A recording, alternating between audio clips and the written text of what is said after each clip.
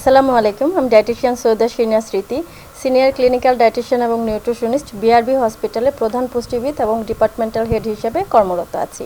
পাশাপাশি পুষ্টিবিদ ফাউন্ডেশনের চেয়ারম্যান হিসেবে আছি। আর আমরা আজকে অবশ্যই রোজার যে খাদ্য তালিকা আমরা মেনটেন করব বা রোজায় যে পরামর্শগুলো মেনটেন করব সেটা নিয়ে একটু কথা বলতে চাচ্ছি। সামনে রোজার মধ্যে আমরা অবশ্যই অতিরিক্ত ভাজা পোড়া খাবারে যাব না।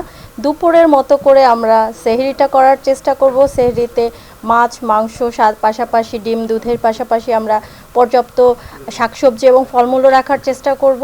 দুধ খেতে পারেন, একটা ফল রাখতে পারেন, এটা শরীরের জন্য অবশ্যই ভালো, এবং রঙিন শাকসবজি, ফলমূল অবশ্যই রাখার চেষ্টা করবেন। ইফতারির সময় আমরা ট্রেডিশনালি যেমন অনেক ভাজা পোড়া খাওয়ার চেষ্টা করি, সেটা না করে একটু হেলদি এবং একটু ভাজা পোড়াও রাখতে পারেন ঘরোয়াভাবে, কিন্তু সেটা খুবই সামান্য হবে। চেষ্টা করবেন ইফতারিটা পানি দিয়ে শুরু করতে। খেজুর সবাই খেতে পারেন, যার যে রোগী থাকুক না কেন। সারাদিন রোজার পর 1-2 পিস খেজুর ইজিলি খাওয়া যায়। পাশাপাশি অবশ্যই ফল বা ফলের রস রাখতে পারেন, কিন্তু কৃত্রিম যে খাবারগুলো আছে, যেমন আমরা অনেক সময় বোতলের জুস খাই বা অন্যান্য কিছু শরবত তৈরি করে খাই যেগুলোতে কৃত্রিম রংযুক্ত, সেগুলো না নেওয়াটা বেস্ট আইডিয়া। ঘরে তৈরি করে নেন, শরবত হতে পারে, লাচ্ছি হতে পারে বা ফলের রস হতে পারে। সাথে যদি যাদের সুগারের সমস্যা থাকে, একটু তুকমাদানা, ইসুপগুল বা চিয়া সিড এগুলো অ্যাড করে নিতে পারেন। ফাইবার অ্যাড হয়ে গেলে অবশ্যই তাদের সুগারের সমস্যা হবে না।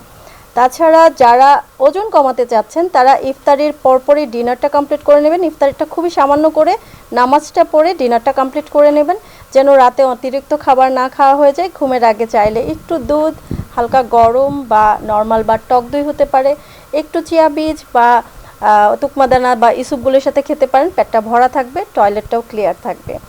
আর অবশ্যই চেষ্টা করবেন অতিরিক্ত ভাজা পোড়া বা বাইরের খাবারগুলো এড়িয়ে চলতে, যেটা আমাদের গ্যাসের সমস্যা, ব্লোটিং বা অন্যান্য কমপ্লিকেশন হতে পারে।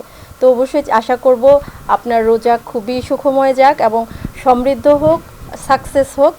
পাশাপাশি একটা জিনিস অবশ্যই লক্ষ্য রাখবেন, ইউটিউব বা ভিডিওস দেখে ঘরে বিভিন্ন সমস্যা তৈরি করা বা বিভিন্ন রোগবালাইয়ের ক্ষেত্রেও যে পরামর্শগুলো আমরা নেই, এটা না দেখে একজন ডক্টরের সাথে পরামর্শ করে বা একজন ডায়েটিশিয়ানের সাথে পরামর্শ করে আপনার খাবারগুলো সিলেকশন করবেন। অনেক সময় ইউটিউব বা ভিডিওস দেখে যখন আমরা আমাদের খাবার তালিকা নির্ধারণ করি, সেটা ভুল হতে পারে। কারণ আপনার কি সমস্যা বা কোন রোগবালাই আছে, সেটা অনুযায়ী আপনাকে সিলেকশন করতে হবে খাবারটা। তো অবশ্যই একবার হলেও একজন ডায়েটিশিয়ান বা নিউট্রিশনিস্টের কাছে যাবেন বা আপনার ডক্টরের কাছে গিয়ে পরামর্শটা নিয়ে নেওয়াটা বেস্ট আইডিয়া হয়ে থাকে। আজকে এ পর্যন্তই। আশা করি এই তথ্যগুলো আপনাদের উপকার হবে। সুস্থ থাকেন, রোজাতে ভালোভাবে রোজা যেন কমপ্লিট করতে পারেন, এই দোয়া করছি। আসসালামু আলাইকুম।